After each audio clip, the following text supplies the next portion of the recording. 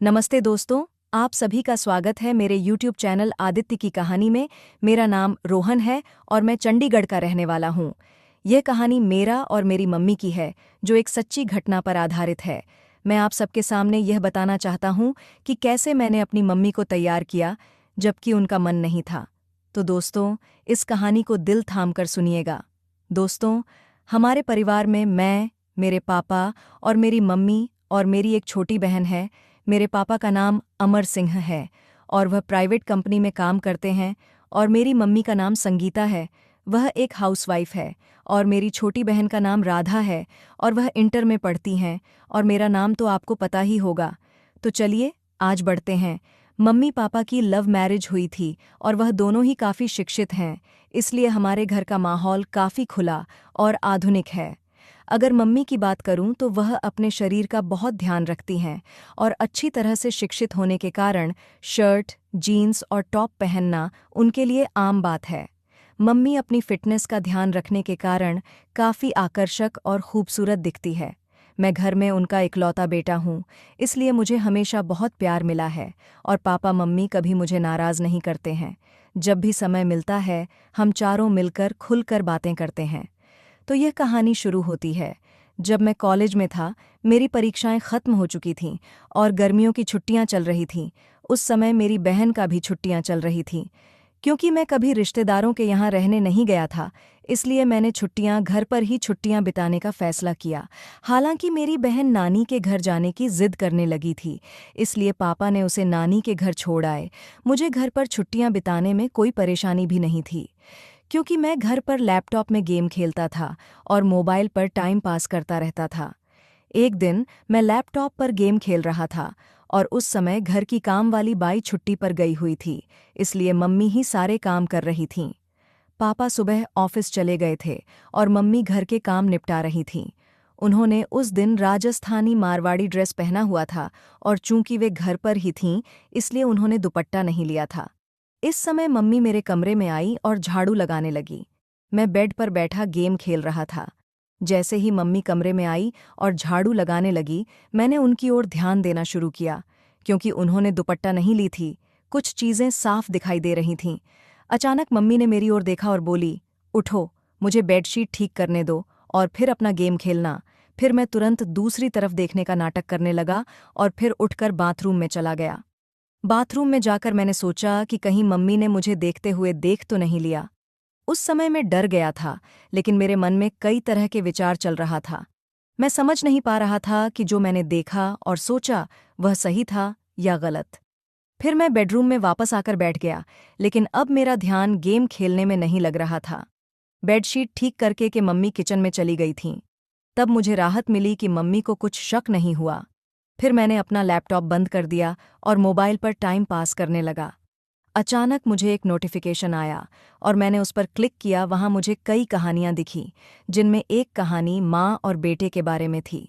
मैंने वह कहानी पढ़ी जिसमें बेटा अपनी माँ के साथ किस तरह आनंद मनाता है। वह कहानी पढ़कर मेरे मन में भी कुछ वैसा ही ख्याल आने लगा। तब मैं बाथरूम में जाकर अपनी मम्मी के बारे में सोचते हुए हाथ से कुछ किया। फिर बाहर आया तो देखा कि उधर मम्मी किचन में खाना बना रही थीं, और फिर मैं फ्रिज से पानी की बोतल निकालते हुए मम्मी को देख रहा था। वे मेरी तरफ पीठ करके खड़ी थीं और मैं उन्हें ध्यान से देख रहा था। उनका ध्यान खाना बनाने में था, इसलिए उन्हें पता नहीं चला कि मैं उन्हें किस तरह देख रहा हूँ।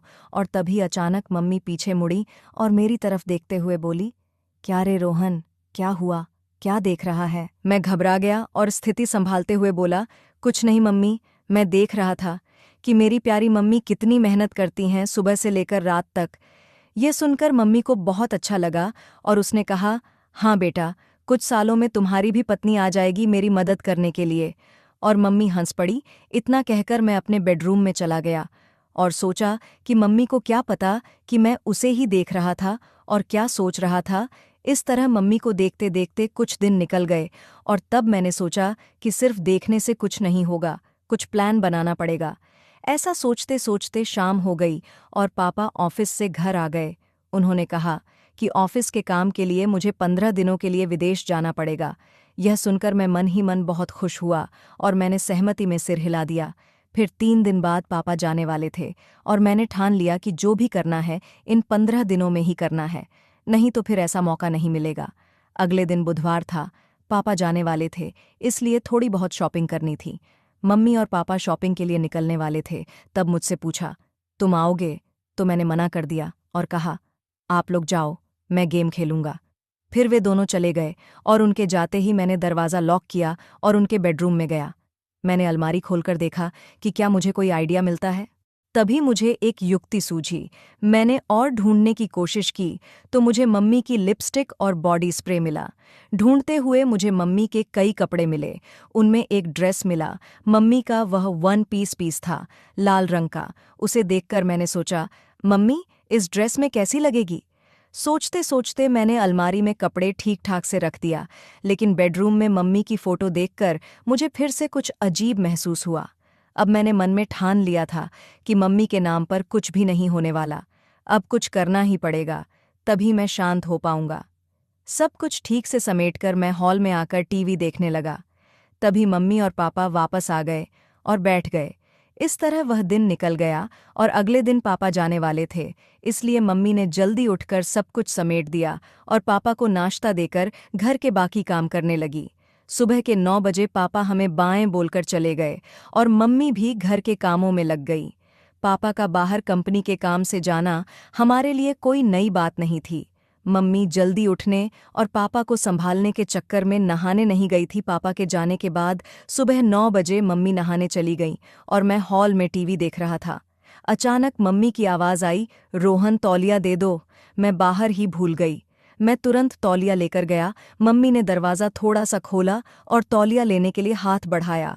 जब मम्मी ने तौलिया के लिए हाथ बढ़ाया तो मैंने देखा कि मम्मी के बाल पूरी तरह भीगे हुए थे। उनके हाथ से पानी टपक रहा था और उनके चेहरे और हाथों पर पानी की बूंदें देखकर मम्मी मुझे बेहद खूबसूरत लगी।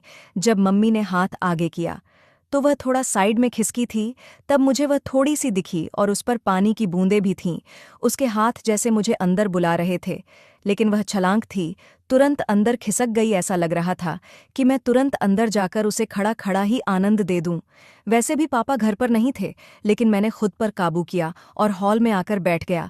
फिर 5 मिनट बाद मम्मी तौलियां लपेटे हुए हॉल में आई और टीवी के पास लगे शीशे के सामने खड़ी होकर हेयर ड्रायर से बाल सुखाने लगी।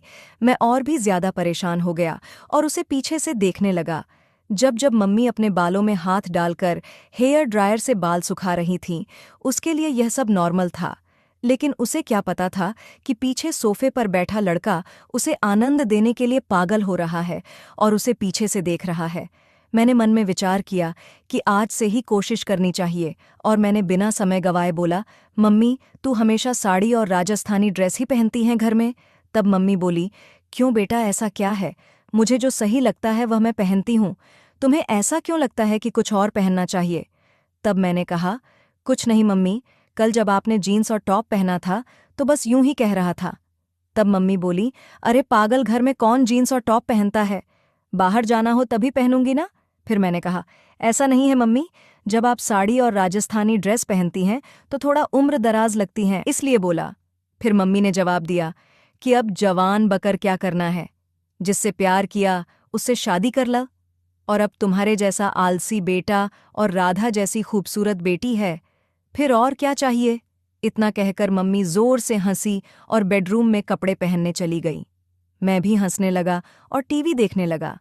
थोड़ी देर बाद मम्मी बाहर आई। कपड़े बदलकर देखकर मुझे खुशी भी हुई और नाराजगी भी, क्योंकि उसने मेरी बात मानी थी। नाराज इसीलिए कि अब वह फिर से पूरी तरह से ढकी हुई थी। मम्मी हॉल में आई और बोली, अब कैसी लग रही हूं?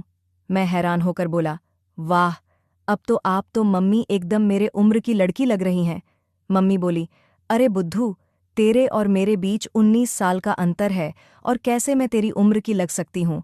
अब मुझे समझ नहीं आ रहा था कि क्या कहूँ, लेकिन कुछ तो कहना था, इसलिए मैंने कहा, अरे मम्मी, मेरा और आपका उम्र का अंतर हमें पता है, लेकिन बाहर किसी को थोड़ी पता है। अगर हम दोनों बाहर घूमने गए तो लोग सोचेंगे कि हम गर्लफ्रेंड बॉयफ्रेंड हैं। इतना कहकर मैं जानबूझकर रुक गया और मम्मी की प्रतिक्रिया देखने लगा। तभी मम्मी ने बिना समय गंवाए उत्सुकता से पूछा, अच्छा और क्या? बोलना बेटा। अब आगे मैंने कुछ नहीं बोला, बस इतना कहा कि छोड़ो मम्मी, तुम्हें गुस्सा आ जाएगा। तब मम्मी बोली, मुझे कभी तुझ पर गुस्सा आया है क्या? और तुझे भी पता है कि मेरा बेटा कभी गलत नहीं करता, तो मुझे गुस्सा क्यों आएगा? अब जल्दी बोल, क्या कहने वाला था? तब मैंने कहा कि अगर हम साथ में बाहर कहीं घूमेंगे तो लोग हमें गर्लफ्रेंड बॉयफ्रेंड समझेंगे, लेकिन तुम्हारे गले में मंगलसूत्र देखकर वे हमें पति पत्नी भी समझेंगे। यह सुनकर मम्मी जोर जोर से हंसने लगी। फिर मम्मी बोली, अरे बाप रे, इतनी छोटी सी बात के लिए मुझे क्यों गुस्सा आएगा? और फिर से मम्मी हंसने लगी। तब मैंने उनसे कहा, हंसो मत मम्मी। इतना कहकर मम्मी ने मुझे चिढ़ाने के लिए फिर से हंसना शुरू कर दिया और मैंने मम्मी की तरफ दौड़ लगाई। मजाक में मारने के लिए मम्मी तब भागकर किचन में चली गई और हंसती रही। फिर मैं हॉल में बैठकर सोचने लगा कि चलो, शुरुआत तो हो गई है, लेकिन अभी बहुत काम बाकी है, और वह भी उतना ही मुश्किल। मम्मी बहुत संस्कारी है और मैंने कभी उसे ऐसा महसूस नहीं किया कि उसे इस तरह की किसी चीज़ की कमी महसूस हो रही हो। मम्मी और पापा की लव मैरिज होने की वजह से खुशी तो उनमें पहले से ही है, ज़रूरत तो मुझे थी, और मुझे वह ज़रूरत किसी भी हाल में पूरी करनी थी, वो भी मम्मी से। फिर थोड़ी देर बाद मैंने फिर से कोशिश शुरू की। मम्मी किचन में काम कर रही थी। मैं वहाँ गया और कहा, मम्मी, तुम्हें रोज़-रोज़ यह काम करते करते बोर नहीं लगाता है क्या? तब मम्मी ने कहा, नहीं बेटा, जब हमारी काम वाली बाई आती है तब मुझे आराम मिलता है। तब मैंने कहा, माँ, अभी तो छुट्टियां शुरू ही हुई हैं और मुझे बहुत बोरियत फील हो रही है। तब मम्मी ने बोला, तो क्या करें, कहाँ चले घूमने? हम दोनों ही हैं घर में अब। मैंने कहा, हाँ, चलेंगे मम्मी, लेकिन पापा के आने के बाद। तब मम्मी बोली, तब तक क्या करेगा? मैंने बोला, मुझे एक गेम पता है, अगर तुम्हें कोई दिक्कत ना हो तो खेलते हैं घर में। मम्मी ने कहा, मुझे लैपटॉप पर गेम्स खेलने में कोई दिलचस्पी नहीं है, कुछ और बताओ। फिर मैंने कहा, अरे मेरी प्यारी मम्मी, लैपटॉप पर नहीं, बस ऐसे ही हम दोनों खेलेंगे। तब मम्मी बोली, अच्छा ठीक है, कौन सा गेम है? मैंने बोला, मम्मी, ट्रुथ और डियर। तब मम्मी बोली, अच्छा वो गेम ठीक है, खेलते हैं, लेकिन पहले मुझे घर के काम खत्म करने दे, फिर खेलेंगे तब। मैंने कहा, ठीक है मम्मी, तब तक मैं अपने बेडरूम में जाता हूँ, जब तुम्हारा काम खत्म हो जाए तो बेडरूम में आ जाना। यह कहकर मैंने उसे पीछे से गले लगा लिया और गाल पर एक किस किया और फिर बेडरूम में जाकर बैठ गया। मैं बेडरूम में बैठकर सोचने लगा कि मम्मी तैयार तो हो गई है, लेकिन क्या पूछूं जिससे उसे गुस्सा ना आए और मेरा काम भी हो जाए। थोड़ी देर बाद मम्मी बेडरूम में आई और मेरे सामने बैठ गई। फिर मम्मी बोली, अब बोल, क्या खेलना है? तब मैंने बोला, मम्मी, तुम्हें तो पता ही, ट्रुथ और डियर का खेल। अब मुझे बताओ कि गेम की शुरुआत तुम करोगी या मैं? तब मम्मी ने कहा, तुम ही करो शुरुआत। फिर मैंने मम्मी से पूछा, आपको ट्रुथ चाहिए या डेयर? तब मम्मी बोली, ट्रुथ।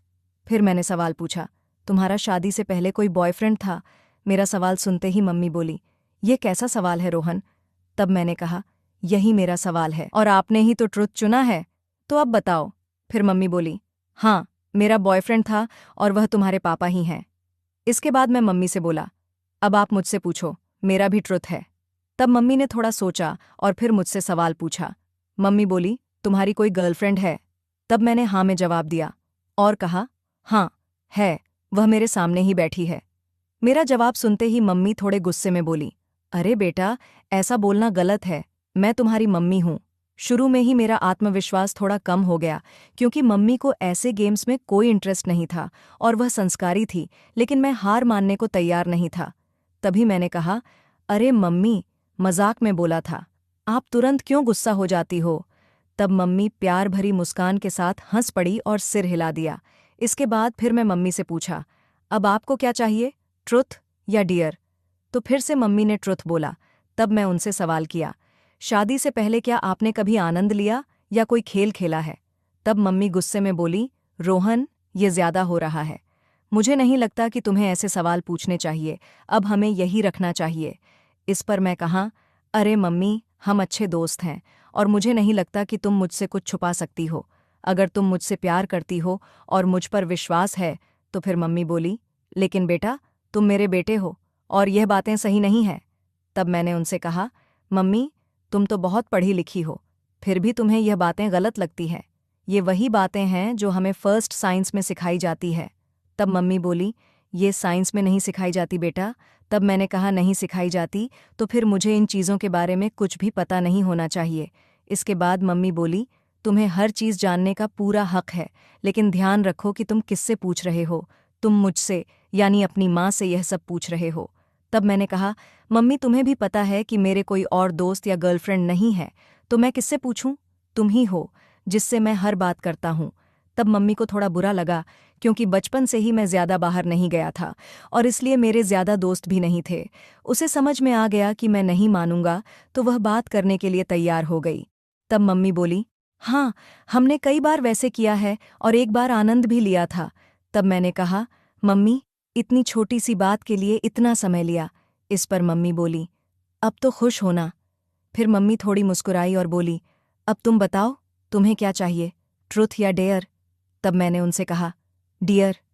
इसके बाद मम्मी ने सवाल किया, क्या तुमने कभी किसी को किस किया है? तब मैंने कहा, नहीं, लेकिन अगर कोई लड़की तुम्हारी तरह दिखने वाली और तुम्हारे जैसी मिली तो ज़रूर करूंगा इस पर। मम्मी बोली, क्या अभी तो तुम कह रहे थे कि मैं तुम्हारी गर्लफ्रेंड हूं, और अब फिर कह रहे हो कि अगर कोई और मिली तो करोगे? इतना सुनते ही मैंने बोला, तो क्या तुम्हें किस करूं? तब मम्मी बोली, हाँ, लेकिन गाल पर। मैंने कहा, नहीं, मुझे कहीं और चाहिए। अब मम्मी बहुत गुस्सा हो गई थी और मुझे डांटने लगी, लेकिन फिर भी मैंने हार नहीं मानी, क्योंकि मुझे पता था कि अगर अब रुक गया तो फिर कभी मम्मी से बात नहीं कर पाऊंगा। किसी तरह मम्मी को शांत किया और गेम फिर से शुरू किया। मैंने कहा, ठीक है मम्मी, गाल ही सही, अब मैं करूं?